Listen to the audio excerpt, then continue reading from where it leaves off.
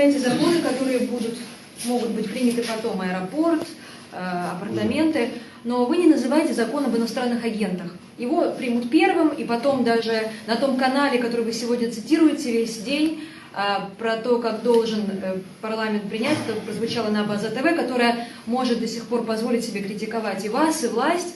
Нас просто не станет, ни независимых журналистов и блогеров, нас просто всем запретят деятельность, и тогда вам будет вообще неоткуда вещать. Почему вы об этом не говорите? Почему мы об этом не говорим? Так однозначно. Первый вопрос твой правильный был, такой колкий, острый, извини. 28-го или какого там утра мы тоже обескуражены были. То, с чем мы столкнулись, я за себя скажу, я с таким не сталкивался. Честно говоря, бывают в жизни моменты, когда ты просто руки опускаешь какой-то, хоть на секунду, но это с тобой случается. Что касается иноагентов, опять-таки, просто нет информации о том, что происходило раньше. В пятом, то есть в шестом созыве, в нашем это принесли официально, вот, мол, надо, ребята, понимаете, это, кажется, один из краеугольных камней наших международных отношений, так преподнесли. Даже рассматривать не стали. Кстати, этот, опять ты губишь, это шестой созыв, который Пицунда тоже убрал, вообще даже не рассматривал. А вы не знаете же, сколько копий было сломано там.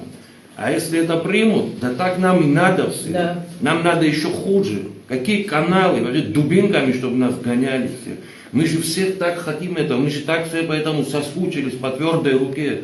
Ну просто это будет не советская власть, когда наши недалекие, к сожалению, наивные сограждане думают, что это будет советская, кто-то еще Сталина помнит. Это будет олигархическая, обнаглевшая, не видящая вообще никого и ничего, превратиться, я не знаю, в машину подавления личности. Мы вернемся туда, с чего мы начали, 1937 года. Эту историю, переписку, помните, да, со списками? Ну, сейчас что происходило, оправдывались там, с администрацией президента, сейчас уточню. Мы такого не делали. Слушайте, они меня вытащили на границе с реанимобиля, я депутатом был, еще и врачом являлся. Возвращались в Краснодар. Когда я это говорю, я говорю о своей жизни, например. Это инагентный проект, закон, это по мне уже приехало. Я уже не говорю про это, что там мне звенит, барахлит. 3 часа держали на границе, прямо человек, ФСБшник, уже устал, видимо, этот сам тоже живой человек, поесть хотел, на обед пойти. Слушай, ну это ваше, что вы от нас хотите? Прямым текстом человек говорит, да мне плевать, что ты депутат, вообще меня это не касается. Что это уже наступило там, с законом, без закона, что это для вас открытие, что ли? А Базу, как там у вас дела вообще? Финансирование как придушили, вы тоже не такие уже активные стали, как заметил, правда же? Правду говорить это не только дорого, еще и опасно становится в нашей жизни. Слава Богу, на каждое действие есть противодействие. Будем надеяться, телеграм-каналы сохранятся, интернет не отключат, или еще какую пакость там сделали, газеты люди не читают, или начнем листовками бороться. Всегда что-то будет, рот не закроют никогда никому. Но если они пойдут по этому пути, а они идут по этому пути, капитал тащит это все по этому, любую страну, которой дверь открыли и заходите в олигархи, все закончится одинаково.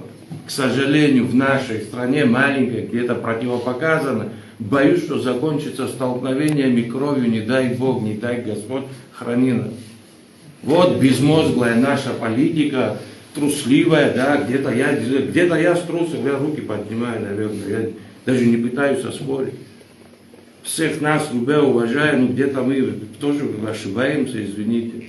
Но инагент это еще тоже, видимо, не самое страшное. Там еще пакетами идет прямо. У вас в стране не останется. Какие инагенты? Ты сейчас за себя лично переживаешь. А то, что идет в комплекте, там, да. А вы ЭКЦ помните вообще? Да. 400 человек иностранного состава МВД. Это что? Это не лишение суверенитета в части правоохранительных органов. Забыли, какой бой был? А этот по Иван не даст ошибиться по оборонному там контуру. Сколько было вопросов, тоже по-другому все УГВ, да. Немножко по-другому это все выглядит. И судебные решения, опять я к ним верну. То есть это фрагменты суверенитета. То, о чем ты говоришь, иноагенты, это же фрагмент суверенитета в плане свободы слова. что мы отличались именно этим, что можно было сказать, это была наша защита. Это же непростой процесс. Чихать они хотели на базу, там, на всех нас, на все эти организации. Что надо показать и сделать, как это должно быть. Если Я буквально подожди, добавлю. Наталья Викторовна, пожалуйста, извини. Если мы согласны на такое будущее, не мы с нами уже, я не знаю, считаются, не считаются, неважно. Молодежь сидит, про них речь, о них вернее, о их будущем. В детстве старшие люди помнят негативные стороны Советского Союза, когда могли закопать, и никто не нашел бы там в Беслохобах, известковых ямах люди, как кости даже не найдешь. Ну вот так это все начинается. Известковые ямы начинаются эти права, да, с закона об инагентах, там Пицунду где-то ну, образно, естественно говоря, цепочки событий. И то, о чем они тебе пытаются на твой колкий вопрос ответить, не можем мы сами это остановить.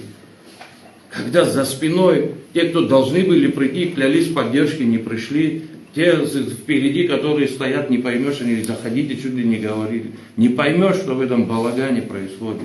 Я поэтому с этого начал.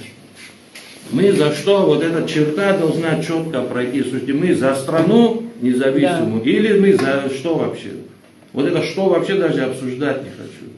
Вот тогда все уляжется, вот тогда у всех все прояснится. Все будет понятно, прозрачно, ясно, кто ты, что ты, и каждый должен определиться в этом плане.